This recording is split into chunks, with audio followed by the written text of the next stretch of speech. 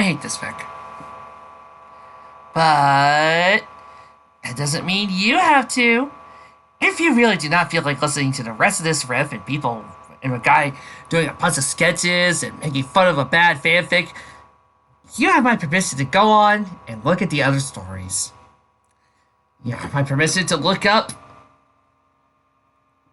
The Legend of Ne'er-do-Well, a story of Piggy Pie being a superhero, or anything from the Fandom Fridays vault. There are many, many stories to be told and many stories to be read. All you have to do is look for them on the playlist. But remember, you stay here, you complain, that's your choice. I am not telling you to watch or listen to anything. You have the power. It's called a mouse. It's a touchscreen. You can go and pick something to listen to. That isn't me riffing. The rest of you, however, welcome back to Friendship is Failure, Darkness of Dimensions by Mikey Boy. The pipes are calling. Act 9. The next morning in Equestria, Pony's Discord. I had no idea Discord had a first name. Actually, I do have a first name. Oh, no, don't you dare! I have a first name. It's OSCAR. Visit Fluttershy. Isn't that just like me? He said to himself. Going to visit was he least expected. It's so spontaneous. He made his way to Fluttershy's cottage only to find a door at the door. Tree Hugger. I won't be here by morning. Gone to a sleepover at the Castle of Friendship. Will you come to feed my animals? The list of instructions on the back of the lair. Sincerely, Fluttershy. Suddenly, he can hear the familiar sounds of Tree Hugger's sonic bliss wave. Again? Micah... What is your obsession with Tree Hugger? I mean, I know I'm one to talk. I'm a fan of the show, and I really love Trixie, and I enjoy her character. I can understand Trixie. I can understand writing multiple universes around Trixie. Trixie was set up to be a really good rival for Twilight, and Lauren Faust had a good idea to make Trixie a good rival for Twilight. I can understand that. I can even understand Derpy, even though she was just an animation mistake that wormed her way into all our hearts.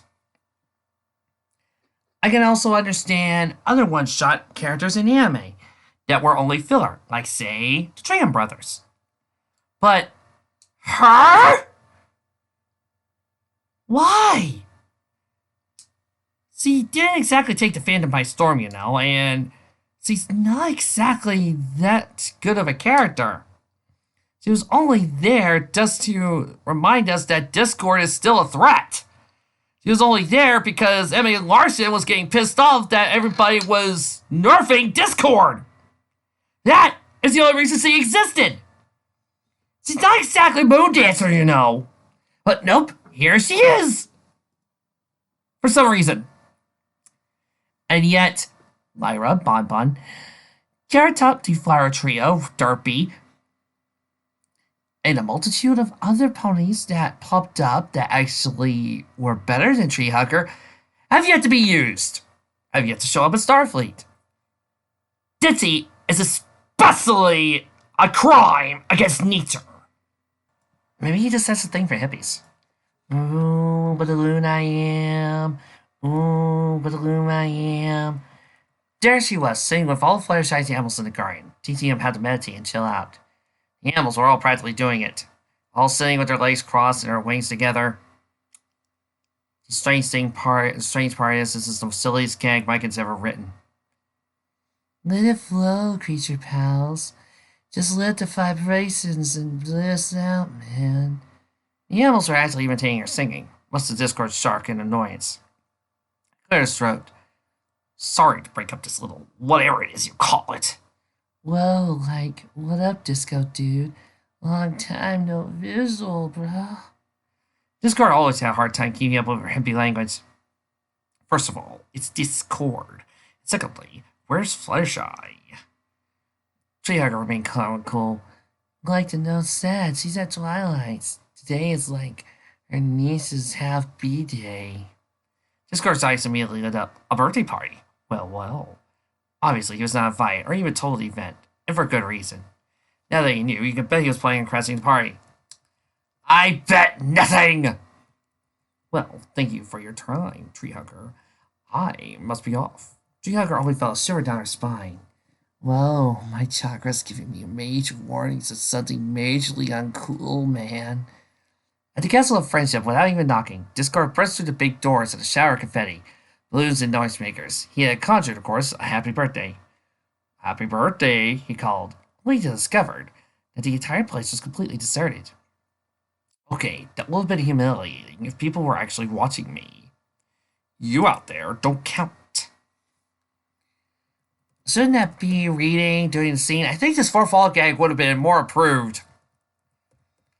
He looked all around the castle, but couldn't find any pony anywhere. Hello, he called out. The only response he got was a fur of his own voice. And I thought there'd be a big party here, he said. Suddenly he saw flashes followed by sparking sounds coming from an open room and down the hall. He put his head and gasped. What the? The whole room was a mess. Books had fallen out the shelves, lab equipment was all smashed up, and the mirror portal, even though Discord had never seen or heard of it before, was all to pieces. Really? He didn't hear of it. He didn't read the journal. He didn't ask around. He wasn't told about it. He didn't hear of it. Weak! Some of the wires and systems were sparking. It was a miracle that those sparks didn't cause any fires, due to the floors and walls being crystal rock. Discord quickly whacked out fire extinguisher out of nowhere. Fire in a hold! He shouted. It sprayed out all the flames and sparks. The mirror and all its systems were still in a mess. What's this? Discord wondered as he inspected the bits and pieces. Ah, who cares? I've got better things to do.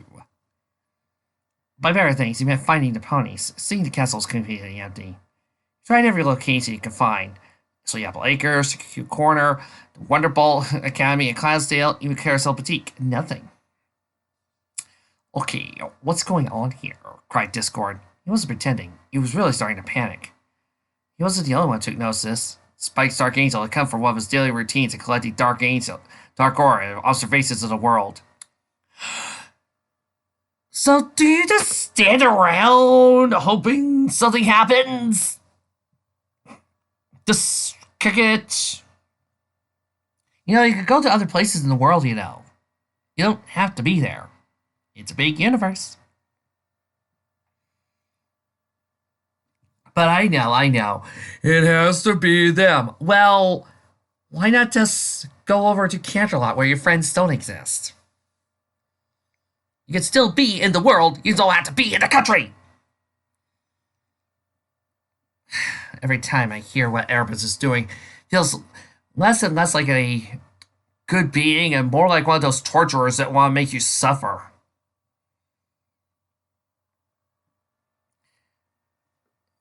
Not even the Castle of Friendship. You couldn't even find Princess Celestia Luna, not even Canis, shining armor, or Flurry Heart. What's going on? He wondered. He checked the Castle of Friendship again, noting all the confetti on the floor and decorations. He must have been here. The place is all decked out. He saw the Friendship map room was deserted, but somebody was recently there other than the ponies. He looked down the hallway and noticed the doors to the Mirror Gate room were open. He took one look inside, gasped at the huge mess. One look at the shower and Mirror Gate immediately gave him an idea. When he got back to the Dark Zone, he reported straight to the Lord at once. Are you certain of this? The Lord asked. I'm positive. The ponies must have been transported to the human world Twilight and I visited when she was alive. They're probably accounted for in the sorcery experience. The Lord believed him. The Lord's an idiot. Lord, I know I shouldn't ask, but just for the heck of it. No, Spike. The Lord cut it, involving him and suggested, I could understand your desires for your former friends, but in the world which you and Sparkle visited, it's not your original world. You must stay bound to Equestria. Even if you were to come across your friends, what then? You're not Air and they would not be able to see you anyway. I can still make sure they're okay! Spike realized this. I'll alert any Dark Angel who came from that realm to search, if it will soothe you. Spike looked up and smiled subtly at the Lord. Thank you. At least I'll know they're okay. I've said it before and I'll say it again. Erebus is an asshole. In the feudal era, nothing happened. One could finish breakfast. Oh, never thought veal cooking could taste so delicious. Even Verity didn't mind the cooking. The meat and the eggs were.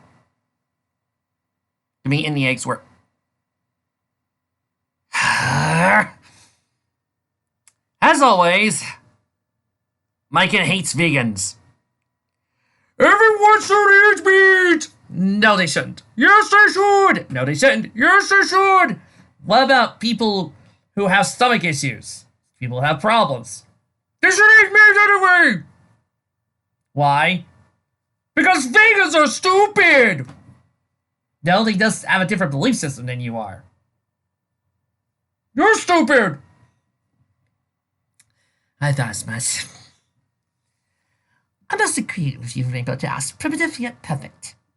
Shippo was outside playing with Kilala, chasing her around the grass as she chased him back. Nope, no, I don't care about Cadence anymore. I'm just gonna watch Shippo play with Kilala for a bit. Sanko sat down next to her. Are you alright, Princess? Cadence didn't look up. She didn't have to. Sanko knew all too well, missing her brother Kohaku, but she had no time to think about that right now. Which instantly makes her a little bit better than Lightning. We meant what we said. We'll do everything in our power to help you and your friends return to your world. Cadence looked at her and smiled sadly. I know you will. Your hearts speak the truth. That was a weird way of speaking. Never make me do that again. I just really wish I knew if my friends are okay. Especially my daughter. She's just a little foal. It's not right for her to be separated from her mother like this. He also grumbled as he finished his breakfast. Hey, I'm trying to eat here. Can you quit the drama already? Bedford might insisted. Kagami grabbed him by the ear and yelled, How can you be so insensitive? He also picked his ear. Look, all I'm saying is this moping isn't going to help at all. Roka cleared his throat. I hate to say it, but Inuasa is correct. I think it would be best if we think with clear minds. Agreed, said Luna. I feel one suggestion. Perhaps the well in which we came from would provide us a pathway to return home. Maybe if we dig katana, dig katana.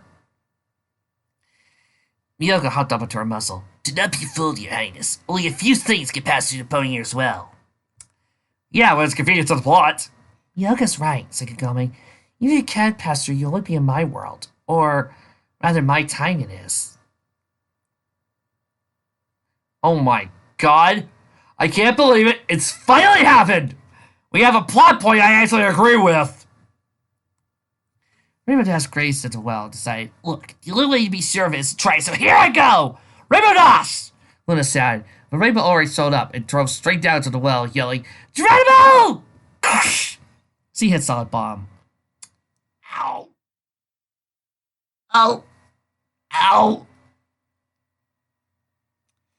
You know, Rainbow, I want to complain about this as saying that this is completely stupid, but, you know, you, overreacting and doing something half-cocked, totally in character for you, so I've got no problems with this scene. Fuck you! The rest of the gang all cringed. Rainbow suddenly managed to climb her way to the well. She looked bruised and had stars swirling around her head. Okay, that didn't work. She groaned, slipped back down to the well, landing with a thud. Soon, she was treated thanks to Luna and Cadence and their healing magic, which healed all of Rainbow's bruises as they were minor. I'm surprised she didn't lose a few more teeth, or her feathers. Incredible healing properties. Wish I could do that, said Shippo. Luna merely scolded Rainbow. Fortunately, your injuries were not severe. Had it been any worse, our magic would not help. But perhaps you shall now consider our options more rationally and not recklessly. Yeah, whatever. Well, somewhere outside Kaede's village, Susumaru, Jokin, and their companion Rin were walking through the lands. Susumaru touched his new sword, Chochokin. Something on your mind, Lord Susumaru? Rin politely asked, which earned her from the ire of Jokin. Child, you know better than to speak to Lord Susumaru without being spoken to first!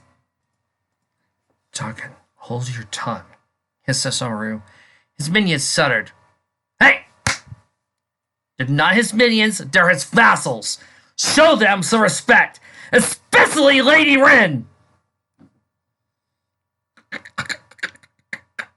Oh, I can feel the ire of some fans aiming their guns at me. It is glorious. Nothing disturbs me, Ren.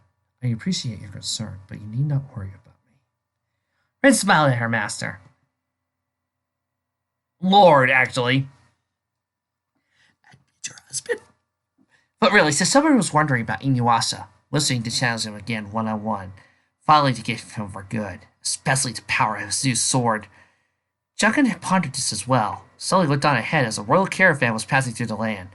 Not just any caravan, but Princess Suyo and Lord Kimo, who were on their way to a neighboring village to do business and friendly trades with.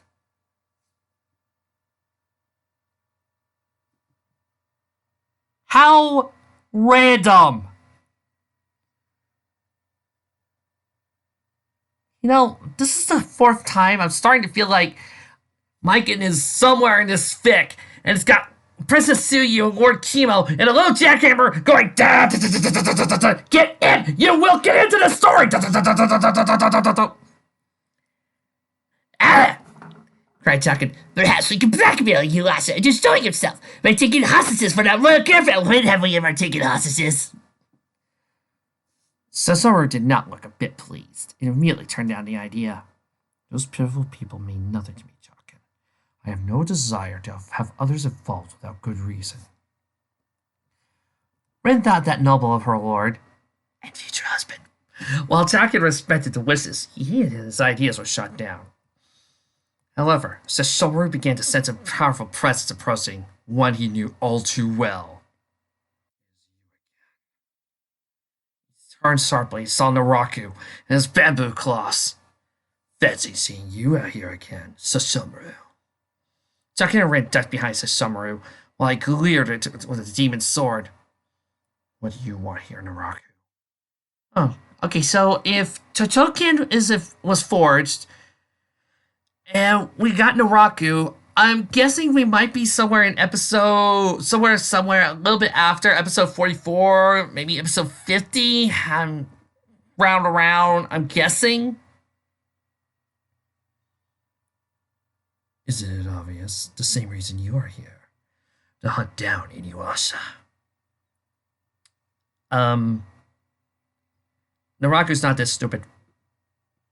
Unkillable, sure, but you would know that there's no way Ceci would work with him ever again. If you're suggesting we work together, you are wasting your energy. I don't need help to track my brother down. If anything, he would kill them. Come, Chakan, Ren. His minions didn't hesitate for a moment. Vassals! Walked off with him, leaving the rocket to snicker.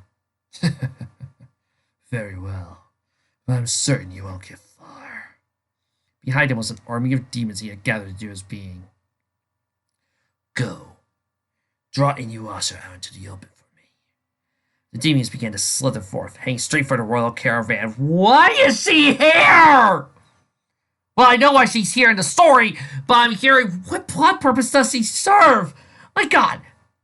Why him? Why not the thief Onigumo, aka Naraku?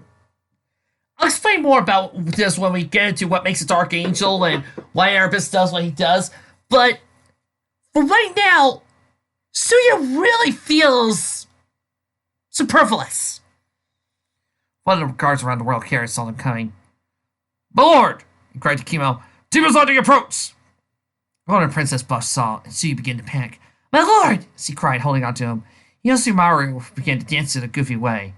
Guards, to arms! Shouted Kimo. His friends stood with their guns ready to shoot at the demons. Fire! Patooey!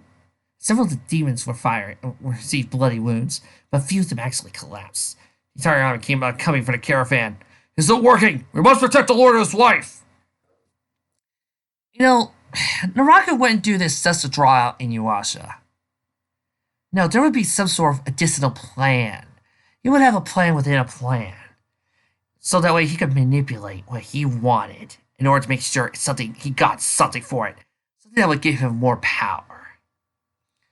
Fortunately, your battle did not go unnoticed. A messenger from Kaede's village was riding nearby. Split second he saw the commotion, he turned his horse around and rode straight back to warn the village of the danger. Why, who's that? Why, it looks like a young scout.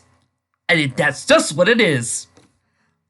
I say, so you will not fear her. I will not fail her. Ahem. The friends all still contemplating what to do about the ponies. Princess Luna already had suggested, so everyone find magical hollow images. Shippo couldn't help but wave his hand to the sparkling lights. Neat. Keynes chuckled. Shippo, let me take him out of the way so Luna can explain. It is very simple. I will cast a magical spell on this pony so it will transfigure us into mere shadows. We'll then be able to infuse ourselves in the Kagome shadow. As he leads to the wells, he will take us with her to her era. It may not be in Equestria, but it will be our proper time. We shall at least be closer to finding our way back. Although, considering dimensional time and space and quantum physics being what it is, you could actually be in your proper time.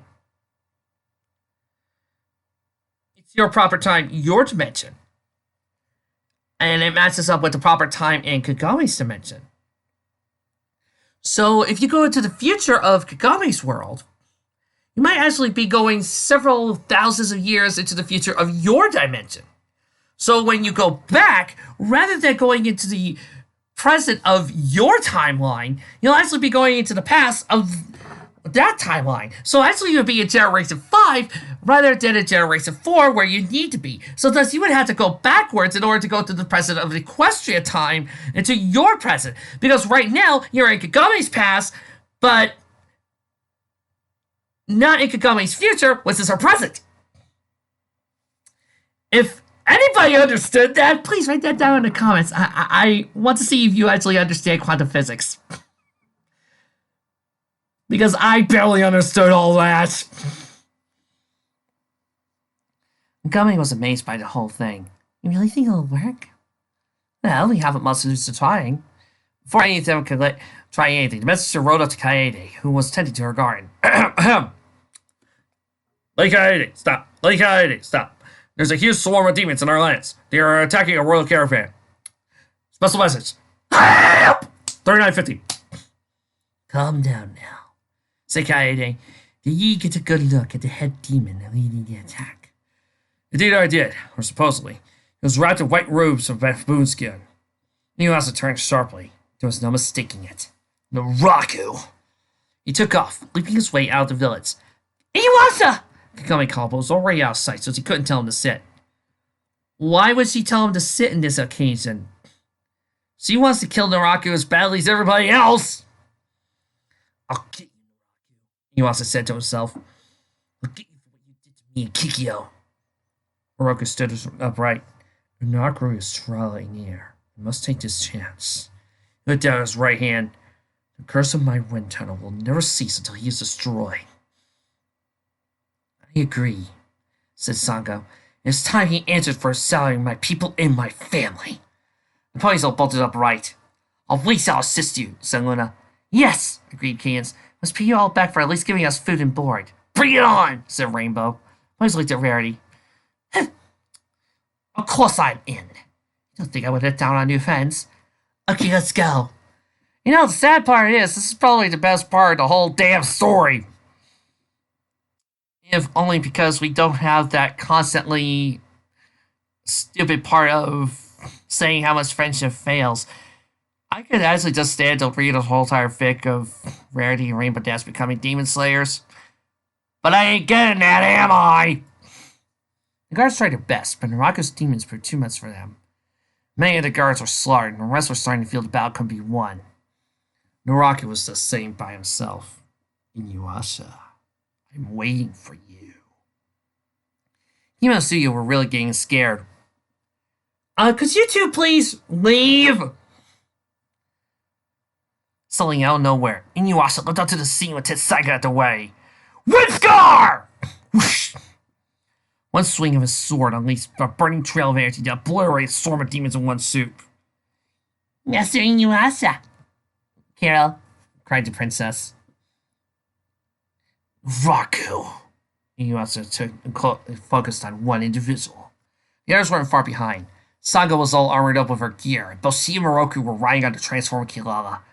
Rarity couldn't fly, so she rode on Keynes while Kagome rode on Luna. She never had ridden on a horse before, let alone a flying one. Must have been a dream of hers. This is riding on a horse. looking awesome. There he is, Kagome said, slowly pointing down at the ground. Shippo was running on Rainbow Dash. Look at all those demons down there. You're telling me. Never seen creatures like that. Not even in Equestria.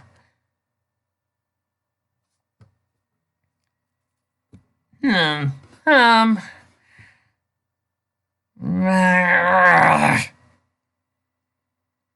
Damn it. This time, I have to agree. But, before you think this is me freely giving Mike a point, here's why I'm agreeing. The world of Equestria is filled with mainly D&D style monsters, mythological beasts from things like Egypt, Greco-Roman, and I think even Norse mythology. The demons of Inuyasha are either a random set of monsters or are creatures located in Asian mythology. So until there's a Napon in Equestria, there are no monsters like the Inuyasha monsters in Equestria. I hate doing that. Let's go down now, declared Luna. So suddenly, Miki Kagame screamed, hold on tight. Yahoo! That looks like fun. Took Rainbow his words seriously. Going down, she hollered. Though swiftly towards the ground, making Shippo cry out in fear. Keen's Rarity sighed. Keen's didn't dare dive down hard. But she sat down gently. Why didn't she dare dive down hard? This is a battle! Everyone landed near where Inuyasha stood. Both Kagome and Shippo felt a little queasy from the fast dive. That was wild, groaned Shippo. Kagome felt like barfing. Still, Naraku could only smirk. Naraku hissed as he eyed the team. Who are your colorful friends, Inuyasha? Don't tell me you still need others to hold your hand. The ponies took great insult to a smug. Inuyasha pointed his sword at the demon lord. Look while you can, Naraku. You'll soon be dead. Naraku snickered. Is that so? Well, good luck trying to get near me. With that, another swarm of demons popped up all over the place, along with the Simioso insects. Oh, we're not going to be described what those are, Mikey? Not everybody who's listening to this is an Inuyasha fanboy. Ugh! With those feminist insects around, I can't use my wind tunnel. You'll have to fight together. As normal. Kilala growled with eagerness and chomped on the demons. Rarity, watch over Shippo. Of course I shall. As the battle began, Nobunaga's Dark Angel. Oh, come on! No. Get out of here. No, but I'm part of the plot. No. Please, no. I want to stay. No. Please, no. Let me go. No, stop. No. Look, Dark Angel. Little treat. Here you go. Does he hate when the plot is trying to interrupt a good, fun story? The demons all lunged forth. Kagome shot an arrow from her bow, piercing through the row of monsters, destroying them. Heroicos! Sango shouted, running her huge boomerang, killing several demons in a blank shot. More of the demons were making their way to the caravan. Hardly any of the guards were left standing after being murdered by those monsters. Moving away! That's as far as you monsters go! She shouted. Fucking out brave, how flew I am! Yahoo! Rainbow shadows came soaring like a speeding bullet, flying straight at the monsters, warning them fatally and killing them with showers of blood. My dear. Oh, she's fast for a flying horse. Goes above Shippo's head. There many new things that friends are capable of. Inuyasha managed to slice, dice, and slaughter his way through the swarms of demons, found himself face to face with Raku. And there we go. Putting in words like slice and dice and all that really takes you out of the fight scene. Because now it does seeing a 3-year-old going, slice and dice, it's water. Naraku, you're dead. Let them hide the heck out of his sword, but Naraku lunged backwards. extending his long roots tentacles under his robe. Damn! You're getting puppet. You're getting better at realizing this, Naraka teased. Now, if only you were good as fighting as well. You also roared unless Runaka's by, only to be bashed hard by the tentacles. Miyaroku bashed the demon on the head with his staff and looked over. Inuwasha! Inuwasha! cried Kagome. Ah, there we go. Now it feels like an Inuwasha episode. Ew! Sango looked at Inuwasha's way too and saw he was not faring too well to help. Go, help him! Cried Luna. She mustered to herself a rainbow cadence. We shall protect the caravan. Cadence and rainbow night. Rarity could only watch from the sidelines. Fuck you, Maiken! To keep Sippo safe, and she could keep her eyes open at all the bloody violence. Yep, we're still insulting Rarity! You're doing so good with the rest of the fight, but nope, have to insult Rarity. Because as we all know, there are no fanfics out there that show Rarity being awesome and being a cool assassin, a cool sniper, or anything like that. Oh, heavens knows. Or a cool swordsman. Nope. That's why the Immortal game doesn't exist. Or Empty Room. Or any of my favorite fics. Anyone else's friends left over to help him. While Kimo and Suyu, who cares? Nobunaga, nope! Rarity, nope. Rocket slung his solid tentacles at everyone, forcing them all dodge and scare about. Hold still, will you? Thunder and Yuasa. His only response was to Rocket not being backward hard. And then finally, Rarity gets to do something interesting. But it's gonna be useless anyway, so I'm skipping the scene. I shall help you, said Luna as he powered up her magic to hold the tentacles back even more. The rocket was powerless to break the force this time. Now you also! Right.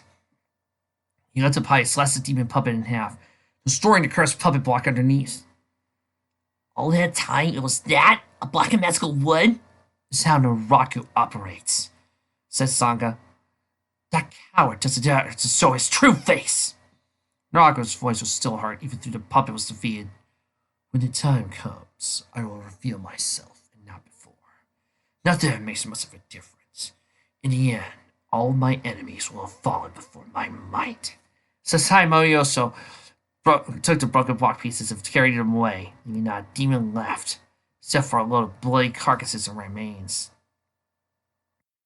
Of all the creatures I have seen, that was the most despicable. He has let the barrier down, and who cares? Whatever. He was most upset that Naraku had given him a slip again, which meaning he and his friends were no closer to getting him, making him suffer for all that he put them through. Many demon corpses lay around the caravan. It required to be moved so the caravan couldn't hurry on its mission. Naraku did not use his wind tunnel for fear of harming the royal party. We got this, said Keith. Liz stood by her, and they helped, moving the bloody corpses back. Still, the ponies used their powers to levitate the demon bodies out of the way. So neat, said Shippo. Meanwhile, Nobunaga started to absorb his dark aura. Will you get out, plot? Suddenly, down below, Princess Luna's magical aura, as it was powered by darkness,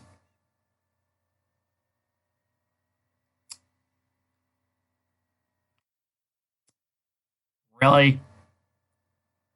The moon is a dark energy now? Shameful. Magic! Something is drawing it away! Everyone looked up at the sky to see where the magic was flying. Nobunaga felt strange as he stored a strange arrow. Aura, what is this? The magic was slowly pulling him downwards to the ground. It was the telekinetic waves. He touched down, Suyu gasped, Nobunaga? Coming in easy, you also blinked at the mention of the name. Suyu let out her carrots. Princess, said Lord Kimo, saw her running past in the middle of the field. Lord Nobunaga, is it really you, Carol? Nobunaga was completely speechless as he looked her in the eyes. Princess Suyu? How is he can see me? Plot convenience. Oh, okay. Who the hell is she talking to? asked Inuasa. Neither he nor any others could see Nobunaga at all, except for Luna. No, I see him too. I gotta get out of here, he grumbled and tried to rush away. No, wait, Carol. said Tsuyu as he reached out to grab his arm, only for it to pass through. Nobunaga. Really? Are you that surprised by a ghost? I mean, all the demons around here. Before anyone could do anything, Nobunaga vanished through the dark portal and he was gone. Tsuyu felt her knees and sobbed, Nobunaga. Her husband walked up to her and held her softly. Princess. I don't get it. There wasn't anyone here, and Nobunaga died a year ago. Timeline correction. All the adventures of Inuyasha took place over the course of a year. I know! I know! Just trust me. It was a year. Roku wasn't so sure. I did sense the presence of something spiritual. It wasn't anything like I had ever sensed. Perhaps only the princesses were actually able to see it. See you wipe your eyes. You was not crazy. I've really seen him. I've been seeing him all this time, Carol. I believe you, princess. Husband said he meant it. Since Luna was able to see the creature as well, even though he could not, Roku could sense its presence. It had to be true. Certain Kagame too, so he's got high spiritual power too. In the modern era, many of the Dark Angels returned from their scouting mission in Carolina High. All senior Dark Angels with no faces expressions, just get completely black as outfits. Wow, you guys look dull. Yeah. Wanted to report the bad news to Spike. What? Are you sure of this? We're positive. We searched as you requested, but we found no trace of your former friends. Nothing there but the human counterparts in our respective world. Senior Dark Angels, with their jobs complete, went out to meditate until they were out of duty. It doesn't make a bit of sense, Spike pondered. Certainly we're through the Mirror Gate, but the other Carolina High, where are they? The names of Beast Boy sighted their comrade, and Nobunaga approached him. Perhaps you should let it lie. You remember what the Lord said. Well, you see, unlike you and Dork and Dorkier, I actually care about my friends. And I'm not a jealous asshole! Actually, why did I die anyway? No! Nobunaga? Dude, what's wrong? Nobunaga didn't answer. He suddenly saw that images in his mind. Centuries ago, he never experienced before. What's this? I don't recall those experiences. What are you talking about? Nobunaga was starting to feel weak and laid down on dark sands. Nobunaga, what's happening? Laura can feel this as well. The darkness has shifted. Alterations are occurring. This cannot be allowed to happen. So, do you feel everything literally, or do you feel everything at once, or one after the other? Is it a few seconds? I got a lot of quantum questions here. As a king, Nobunaga's weariness subsided. You okay? Asked Beast Boy. Yes. I feel better, but it's strange. Saw the usual creatures in my memories. They were neither human nor demon. What did they look like? Try sketching them out in the sand. Wouldn't a pen and paper be easier? Nope, sand. As he gets a fixture of his figure, Nobunaga held out his hands. All at once, small burn marks appeared in the sand, forming complete perfect pictures directly from Nobunaga's memories of the creatures he saw. How? Spike had been alive. With lost his breath as he got to sketches. Princess Luna, Kids, Rainbow Dash, and Verity? Years were astonished. He had never seen the ponies themselves. They were just as Spike described them, at least the sketches were. Wait a minute, Spike, bad voice boy. Remember them from centuries ago? There was a long moment of silence as the four of them felt it was too inconceivable to happen. But remembering what the Lord had told them about anything being possible, Spike remembering that the mirror portal was broken, being obvious it was a malfunction. During the feudal era of your world? It would seem so. It was vague, but I remember Princess Tsuyu was able to see me, as was Princess Luna. Darn you, block of idiots! Then, there was a strange energy I seemed to absorb. It was some kind of magic I never felt before. Beast Boy could only assume. It must have been Princess Luna's magic. Her element is darkness, after all. Now, are we talking about element as in one of the elements of harmony as a virtue, or one of the mystical elements like earth, wind, water, and fire? Or are we talking about one of the elements like, say, the Eastern Zodiac Because now I got. Oh god, wait a minute. Micah, not everything is Yu-Gi-Oh! Beast Boy remembered when he absorbed Raven's magic the other day in Jump City. Davis remembered how Kari was able to see him as well. Beast Boy and Davis decided to head to their own respective worlds, put it to a test. Their plans did not go unnoticed by the Lord. I know what you're thinking. Do you realize how serious this could be? You'd be at the risk of exposing our existence to mortals. Yeah, but if they don't go, then they're probably going to expose themselves anyway without any knowledge of what's going on and how to stop it. My god, you're an ass! However, this mystery has plagued me for eons. If you can help us find the answer, then for once I'll make an exception. Davis Beast Boy's bowed, even though the Lord was nowhere in sight. He was watching them. Go with care. With that, Beast Boy and Davis left for their respective dimensions, leaving Spike more concerned than ever as he looked down Yamanagi's drawings. Sure you only saw these 4 points? I am positive. There are no others, which suggests he may be lost in the olden days of my time. Or maybe not even there. Shining armor was no longer his pillow form, and thus less cuddly. It felt like endless darkness, swirling dark clouds, howling winds, lightning strikes all around. What's going on? Shining armor. Yippies! He looked up and could see Cadence, Twilight, and all the rest being sucked into a dark and swirling vortex. Even Flurry Heart was being taken from him. No! He cried as he galloped as fast as he could, but he couldn't seem to catch up. The vortex continued to pull his friends away from him. Shining armor!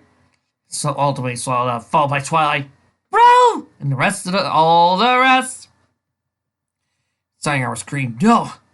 Hey, what's with you? I'll wake up this early, set my radio.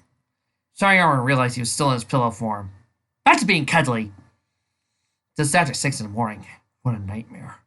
Don't think I ever had such a bad dream before. I'll say, you were yelling in your sleep. What was that all about? Nothing. It's nothing. Much as Taiwo loved to go back to sleep, he got out of bed anyway. Remember, he had breakfast date with June that morning. Didn't want to fall back asleep and wake up late. Keep an eye on Magamon. I need a shower. Sure thing, Tai. As Tai walked into the bathroom, he passed by the door to Kairi's room. When the door was shut tight, which it was, Missy was still asleep. He couldn't help but worry about his sister, as well as the 3 other ponies in her room. Come on, Tai. Open it. You know you want to do naughty things to her. It's like Kairi was tossing and turning in her own sleep, moaning softly. Her stirring woke Twilight, Fluttershy, and Starlight. Thinks he's dreaming, Fluttershy whispered. The other agreed. From the looks of Kairi's disturbed expressions, it was a nasty one. But neither of them had the power to look into her dreams to see what was bothering her. No, come back. Who's she talking about? Twilight. Starlight had seen this before. Dreams of regret. She's having a nightmare from her past. Something really bad must have happened to her.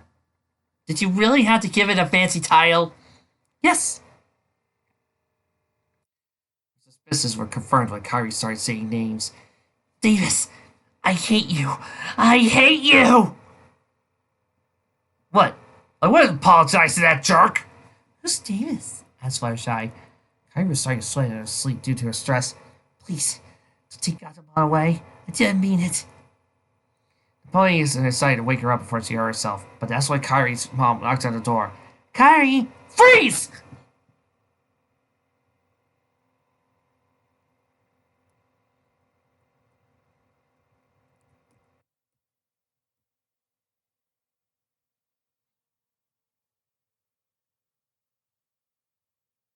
Boo! I felt dizzy after being squished too hard. Maybe next time I'll turn into a cat eye. The others couldn't help but giggle to her, except for her parents in another dimension, where they proceeded to have horrible, horrible flashbacks. That's civil, said Starlight, glared at Kairi. Who's Davis? Davis? We heard you.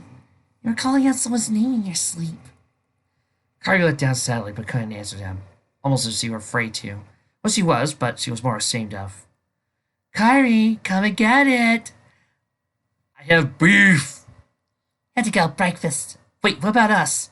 Don't worry, I'll take care of you a bit. Then Kairi ran off, and the ponies, though they were pillows, this is starting to get annoying, were feeling a little bit peckish. Later that day, however, Kari took all 4 ponies to the park near her school, where they were able to transform back to their normal selves. Phew! I'll never take a pillow for granted ever again. Then Storm grumbled as did the other ponies. Hey, you said you'd help us out with breakfast. Kari was about to call Yoli on her cell phone, suddenly came right to the field with a bag of goods from her family's convenience store. Sorry I'm late. Got held up by 3 adult walks in a row. She brought loads of snacks and drinks from her store, exactly as Kyrie pointed out about when she left home. The ponies practically got all of the snacks that gobbled them out hard, as they were starving. Never thought I'd see horses eat human food. Yoli, you have a convenience store. Why not just get some apples? Trust me, Japanese apples are huge. Or cucumbers. As I know that I think about it, Japan has a lot of outdoor grocery settings that could really give you some nice good fruits and vegetables. See, Kari could hear the school bell ringing afar. We gotta run. We'll be late for first period. Called Kari. See, Yoli ran off. Wait, what are we supposed to do? Starlight called. I don't know. Do random crap. My brother and his friends will be here soon. They'll look after you. Then the girls were gone. The ponies were left alone in a big field. No one was around to see them anyway, so there wouldn't be too much trouble.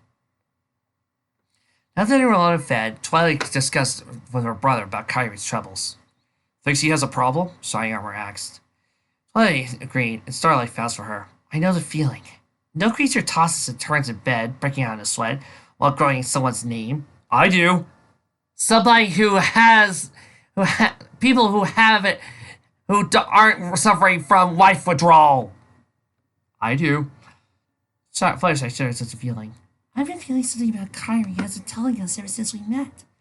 That was only yesterday, but It's okay, Fluttershy. I feel the same, said Twilight. Shining Armor could tell what his sister was thinking. Think we should help her? We should really be trying to figure out how to get back to Equestria. I would say something, but I forget. Micah is totally the guy who would see a person injured in the road and turn away and go, What?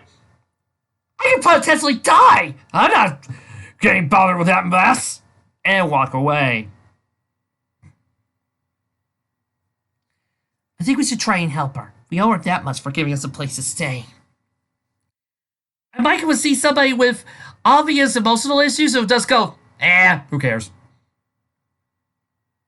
Starlight and Fluttershy agreed, and Shining Armor realized he was outvoted, or willing to agree with them anyway. Wow. The ponies all turned and saw Ty and June there along with Agumon. The other Digidestin were away and busy while their Digimon were in the digital world. Guys, this is my girlfriend June. Couldn't resist telling her. As he insisted I showed it to her. And don't you forget. Remember, I don't like secrets. Okay, I give. After the talks, just a little chatting, June could barely contain herself. Can you guys actually move to Sun and Moon? Well, not us, really. The Royal Sisters do that. I just take care of animals. I keep pretty busy helping with Twilight. Helping her with what? I mean, seriously, Starlight. How? Twilight's more powerful than you. Twilight's got more power than you. And I meant it. Don't at me, people. Debate me. I will fight you. For all these people talk about her being the mystical seventh and, she could have sent to Alicorn Hood soon. No, she can't. Sorry. You're putting way too much effort onto her. While they all chatted, Twilight suddenly excused herself from the group and went over to Ty, who was taking a drink by the water fountain. What's up? Twilight rubbed her hoof in the back of her head as easy as he could. I need to come clean with you, and I want to know, who was Davis? I heard Kyrie mowing his name in his sleep. Is there something you guys aren't telling me? Before you try to deny anything, know this, I'm a princess of friendship. I have a sense when people are feeling upset, and I can use a friendly hoof. What? Case a hand. Ty sighed. Even though he didn't like talking about it, he knew Kyrie wouldn't like it if he told her. His sister needed help. Twilight seemed trustworthy. Davis was my girlfriend's younger brother. He was also a Digidestin like us. Well, not June, she never was one. Even though now that she's seen Digimon, totally applicable to have a partner. What do you mean was? Ty didn't tell her verbally. He just stared at her deep, exhausted sadness. Let's make it Twilight placed her hoof on her mouth. Oh my! Ty nodded. It's been almost a year since it happened. None of us have been the same ever since, but Kyrie's taking it worse. Even more than June or her mom. She thinks it's her fault it happened, and well... Look, I think you really should talk with her about this. Much easier I can. Twilight agreed. Today was only a half day at school. Don't you guys have college? Ty, didn't the rest of you guys have college? Maybe he just didn't have classes that day. So he didn't have to wait too long for the gang to be let out at lunch. Can't look disappointed. The soccer king got creamed again. They just aren't playing really good. You know you could join the team, suggested Yelly, but her boyfriend looked down in the dumps. You know I can't. Yelly understood, but she was always thought she was taking this too hard. Just made Kyrie look down too. Much too.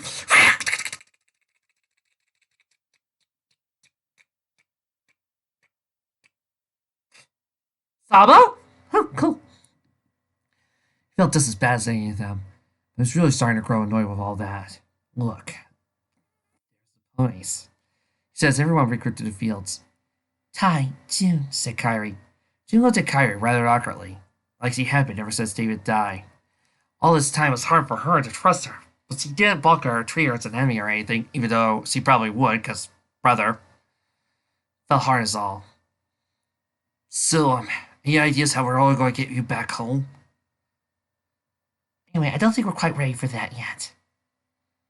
Oh no, please, not again. I don't want to hear... Wait a minute, of course I want to hear that. This is going to actually be very, very helpful.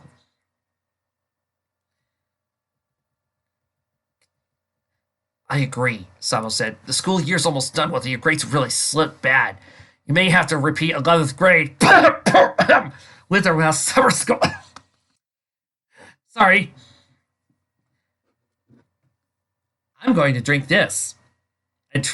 I'm going to remind you of how Japanese schools work while drinking this lovely glass of apple cider. And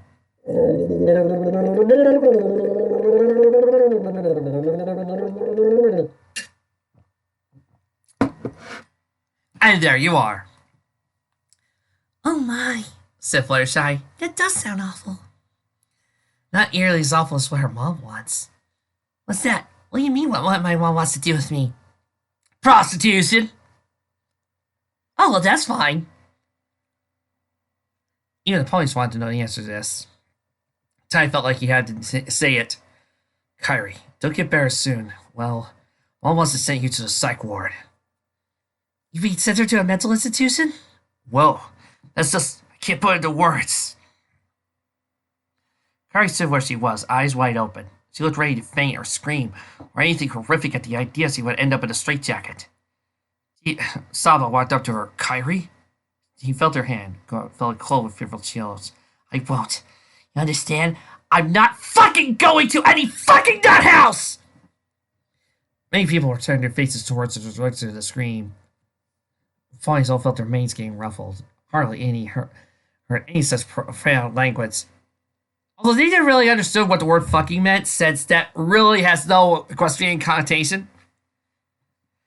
Celestia didn't hear that. She flipped her mane, started Starlight. He set Kyrie down in the grass, and discovered her as she began to fall. Oh, you poor thing.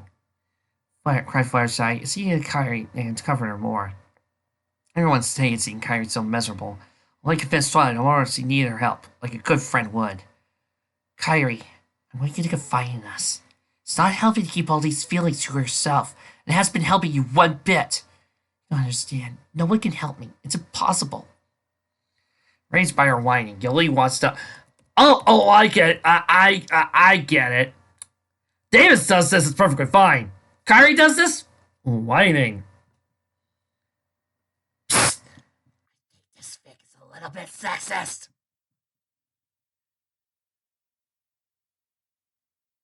I had enough of your whining. The police are trying to help you. You tell them what's bothering you, or I will. Take your choice. Kyrie, Twilight said softly, trying to convince her to come with it. You better do it. Kyrie wiped her eyes, went down to the ground, casting an interest in the grass. But finally, she told the story as best she could. Davis was my friend once. Friend, stalker. It's all good. Everyone's friend here. Thing is, he had a crush on me. I never felt the same way about him. Care about him as a friend, but I never really wanted to go out with him. All the boys are starting to get a drift of this. But that doesn't have much to do with how he died, said Johnny Hour. To let down sadness. Sorry, I mean, it's okay, you're alright.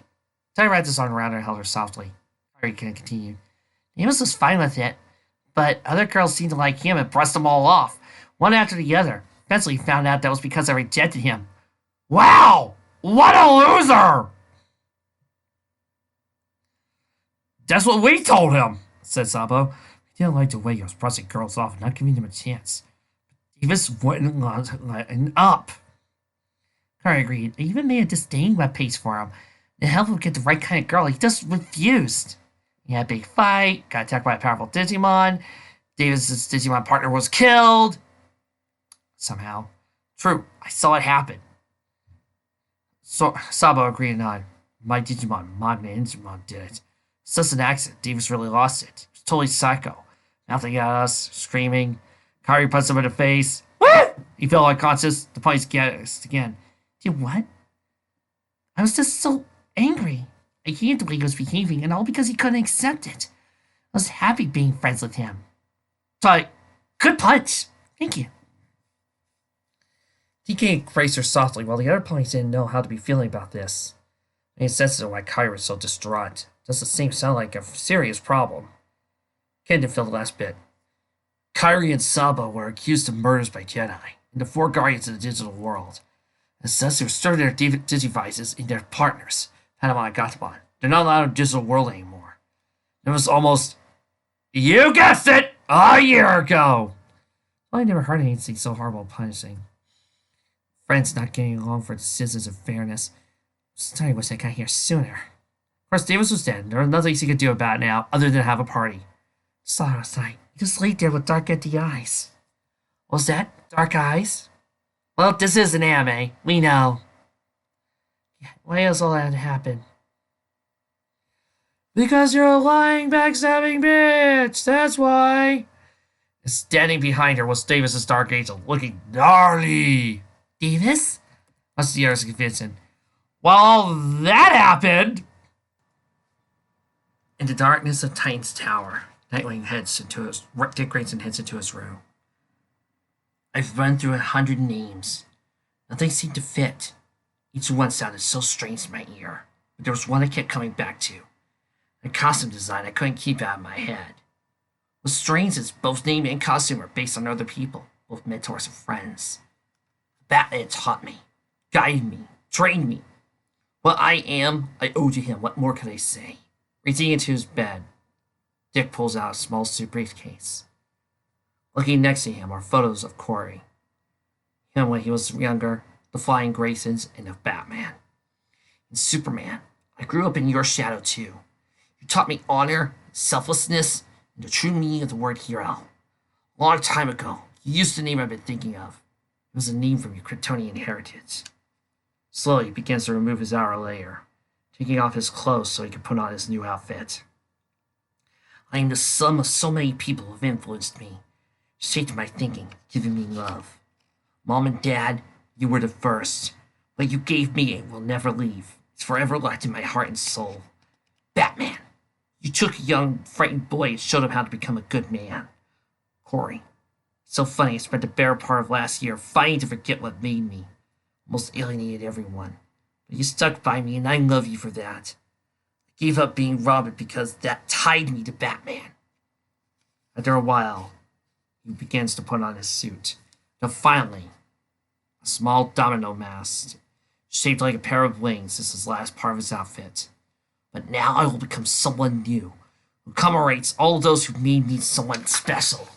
After a few moments, Dick Grayson disappears. In his place, garbed in a blue outfit can only be described as a circus attire with a high collar. Around the edges are yellow beads.